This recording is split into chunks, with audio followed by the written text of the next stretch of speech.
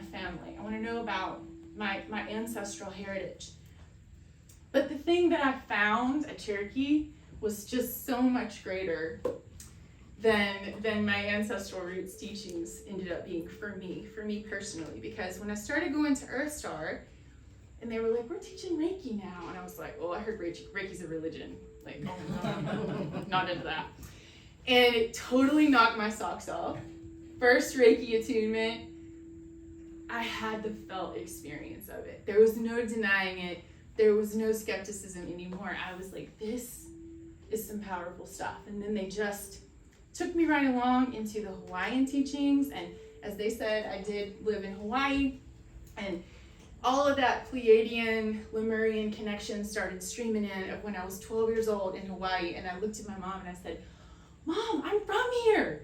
And she was like, no, you're not. And I was like, no, I am from here. I know I am. And so they were putting so many pieces of a puzzle together for me over the years.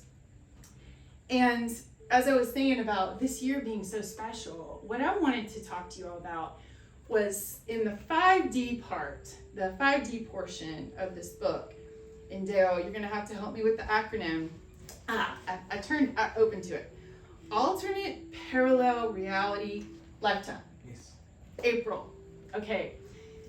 What I want to tell you now that is so exciting is when we started doing this dimensional teachings, like I remember being right here in 2015, and I was laughing about this when I was writing the foreword because I remember how hard we were struggling to get it about the dimensions. And we were like, okay, like, could you give it to us? You know, and he's like, you can stand next to a beautiful body of water.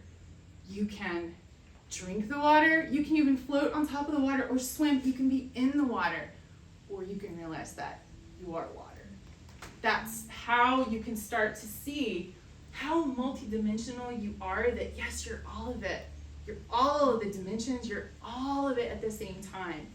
And here's a real life example of why I think this time's so exciting, that we're getting better at mastery over the multidimensional process. I went into the home of one of my clients that is getting ready to cross over because I do a lot of death doula work in my practice. And I went into the house and I'm, in that 3D, like I got this much time and I really want to see her and I really want to support her, but okay, I've got a busy day. So it's like all that 3D stuff, like he said, we embrace it. We still are that. We're still living in that, and that's fine. But I went into the house, and there were all these antiques and all of these attachments to like he was talking about doing ghost busting and clearing and all that kind of stuff. And I was like so distracted with a lot of ghosts in the house. I was so distracted with all the emotional debris that was just kind of stuck where there'd been like a lot of conflict and a lot of fear in the house. I was so in that mental place of, I need my stuff. Oh, I gotta clear this place. I can't work in this. Where's my stuff? Where's my sage? Where's my tuning forks? Where's this? Where's that? That's a very external place to be where you're feeling like you have to reach for something, right? It's a dimension that we operate in when we feel like we've got to go get something and do clearing. There's nothing wrong with it. But I remembered, I'm more than that. If I just take a minute to access my heart and get into my heart field and connect from the love that I have that is so big, it can go to every corner of this house. It can transmute every antique in here and help every little soul that is still hanging out and hasn't crossed over. If I get in here and I feel the love, my energy is the strongest force in this room. And from there, I can transmute anything. All of a sudden, I got my power back. I didn't need to feel like I was lacking anything from my medicine bag. It didn't matter if I had sage or mugwort or crystals or sound healing tools. None of that mattered because I was in here. And that to me is the gift of this book, where it's taken you all the way to 5D, and we know how far beyond we go past fifth dimension. I always enjoy, after my near-death experience, there were these sounds in the higher dimensions. There was this music when someone dies well. And so I've always been so excited for when it's my turn versus years ago when I was trying to figure out this whole dimensional thing, and I was getting an astrology reading, and I'll never forget that. I was getting this astrology reading, and I was asking the lady, she's a really wonderful astrologer that I was working with, and she was like, well, this relationship you're in is not going to last because this person is here to serve and to help in the conflict and the chaos of third dimension. And you are here to help people ascend into the higher dimensions, which to me is about including in order to transcend. And I'm like, she's saying all this, and I just go, so does that mean I'm gonna die? And she's like, no, that doesn't mean you're gonna die. But it takes a while to understand. We flip and we just like switch the channel, dimensionally speaking, all day long, every day, all night long. And to give you an example of that, if you are a healer, if you place your hands on someone and you do energy work, if you do Reiki, whatever modality you use, you can be connecting in with an organ, a bone, a system in the body, some tissue. You're on one level of them, right?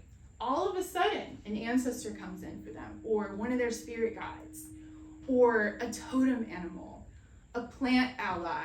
All those things are happening just like bam, bam, bam, bam. It's not like you can be flipping and then all of a sudden you can think about your grocery list. You're back into the 3D. That is okay. I am finally okay with that, of how multidimensional this whole thing is. And that, say it again for me, April? Alternate and parallel realities or lifetimes. Okay, so what I have experienced this year that I want to excite you about, because I guarantee a lot of you have had similar experiences this year. Speaking of what he writes about in here, in the 5D part, we went through a portal in June, the 666 portal, which I just found out Gavin was born on Friday the 13th, and Friday the 13th is such a healer time. It's such a special goddess energy too. All of these things were hijacked from us. 666, it's creative force. So we went through this 666 portal this year. There was a lot of help from all these other races and all the star people. That was an unhexing time for us healers, where all of a sudden things became clearer and a little bit easier. Things that maybe we've known in here all along, but there was just this unfurling in June of this year. And that unhexing made a lot of things possible. I'm a big geek when it comes to astrology, and I love knowing people's astrology. But in that 666 portal this summer, I started having this thought, what if we now have the opportunity to transcend those limitations of our astrological blueprint?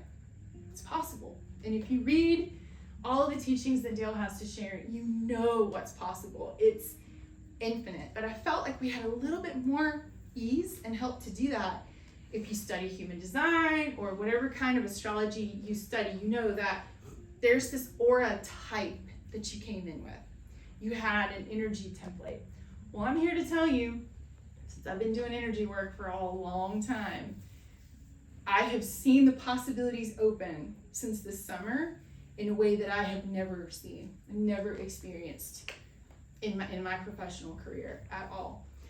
Then it got even crazier in the 8/8, Lionsgate, August 8th. We had all that help from the planet Sirius. And I don't know how you felt on that full moon 8/8 portal, but you had a lot more help from everyone who loves you on all the dimensions and all the levels.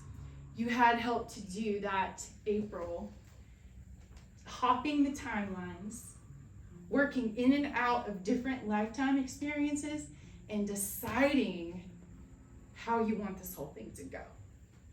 Not feeling limited anymore to your karma, not feeling like I came back here because I did and here's one that I carried for a really long time. I remember my lifetime in North Carolina, the tobacco empire, and it was full of greed and it was full of distortion around that sacred plant, tobacco. So I had this program running until the 8/8 portal that I came back to right that wrong, to really bring right relationship to tobacco, back where I was when things weren't so warm and fuzzy of a lifetime. That all changed with the help of Sirius. I was like opened more to the possibilities. So that's the thing that I love about wake-up calls and aha moments. They just don't stop. When you're doing this kind of work, you keep rebirthing and you keep having those shamanic deaths, like what you showed me happened to me. The most powerful one I had was in 2001 when I felt like I just got here. I've got to get busy because my soul has a lot to do, that it decided to come here and do this purpose work. And I guarantee it's the same for everyone in this room, that your soul strategically put you on this planet at this time, which is so amazing. So that's just a little bit about how much I love Dale and Jeannie and how much I absolutely love this book. I think it's so timely when we're going through all these portals. I wonder what 11/11 will be like, and when we'll have all these other planetary days of assistance. And that's a different way of looking at astrology than feeling limited by it. You know, because some people say like, oh, Mercury retrograde, you know, I make my own reality. It's like, well, if you watch the weather forecast and you know if you need an umbrella or not, that's all that is like how in tune and harmonized are we with nature? Because it's just nature. You know, when we're in a Mercury retrograde, which right now we're in a lot of retrogrades, that's just nature telling us to slow down. That's all that is. When people push so hard against it with trying to do all the electronics and trying to do all the technology and trying to force robotic behavior when, hey, we're nature. We're not supposed to do the same thing all the time. And that's what I love about being with a group like this, is you're the teachers. For you to be able to go out and share this information with people in your own flavor, your own medicine. Because just like everyone here has shared, we're all shamans. And there's no more, we are not tethered anymore to all those limitations of you have to look like this, or you have to talk like this, or be through this training. No, you don't. You have to wake up and remember who you are. So I brought my book that I wrote. I had a few copies, and I ordered a lot more, but they didn't come, and I'm not going to blame it on Mercury retrograde, because I only ordered them a week ago, so I was like, fingers crossed, but I have a couple, and I wrote this workbook after, at that point it was 24 years. I had been a massage therapist and an energy healing practitioner, and so this book just sprang out of my heart of like, oh man, I know how hard it is for people who make a living being of service in the healing arts sometimes. I know how hard that was before we had this lightening of the dimensions, and now like we're stepping more into the 5D. And I wanted to write a book about all of my mistakes and everything that I wish somebody could have taught me all along the way. And then the book is also not just for massage therapists and energy workers, but for anyone who's of service in any way, anyone who gives of themselves, so that they know how to not get drained. The burnout rate of massage therapists is, it's like 5% are still in practice after I think 5 years. The attrition rate is huge, and there's a reason for that. They're not taught how to use their energy. So that was the birth of my heart in 2019. At that point though, I wrote it in between sessions. I saw clients full-time, in person, had a really busy practice after that many years. I could not have dreamed what I would be doing in 2022, because the shutdown was a dream come true for me, in the sense that I had always wanted to learn how to produce a podcast. I had always wanted to learn to connect with healers globally and teach online. I was never going to have time to do that because I was always in my treatment room. And so I was like a kid at Christmas through that shutdown time, And I really took advantage of it. So now I teach courses online and I do a podcast. And so I'm here to help in any ways and would love to answer any questions that any of you all have. Thank you for being here. Thank Thank you. you. Do you do things online by phone or speak in Yes, person? I do a good amount now, probably 95% of my sessions are remote. And that's so different from Reiki 2 all those years ago, learning Hon Shaze Shonin, and we sat, and we like practice connecting in with somebody remote. That seems like another lifetime to now, because it was really a necessity is the mother of invention kind of thing with me. A few of my energy healing clients moved away. One moved to Washington State, one moved to San Diego. They didn't want to stop working with me. And I was like, okay, and this was before the shutdown. I was like, I know how to do distance work. I just don't ever have to do it. Well, the one thing that I was surprised, I'm better at energy healing when the body's not there, because I'm a body worker. So if I feel things with the tendons and the ligaments and the muscles, I get really into that, where if I'm really just connecting heart to heart, energy field to energy field, it just goes. So I do most of my healing sessions remote now. I teach my two loves. I teach energy healing training, and mine is just a curation of 26 years of being insatiable to learn every kind of style, every kind of modality, because now I really feel like we are past the modalities. We have transcended. Of course, it's a great foundation. Any modality you get certified in is only going to help you, but we're so much more than that now. The chakra system has changed. The levels of the energy field has changed. We're not dealing with the same anatomy that if you read an anatomy book wrote 20, 30 years ago, like Barbara Brennan was one of my go-to, we don't have the same stuff anymore. So we've got to be in the intuitive moment of what we have to work with now. So that's how I work with people mostly, other than I teach an energy healing certification course online.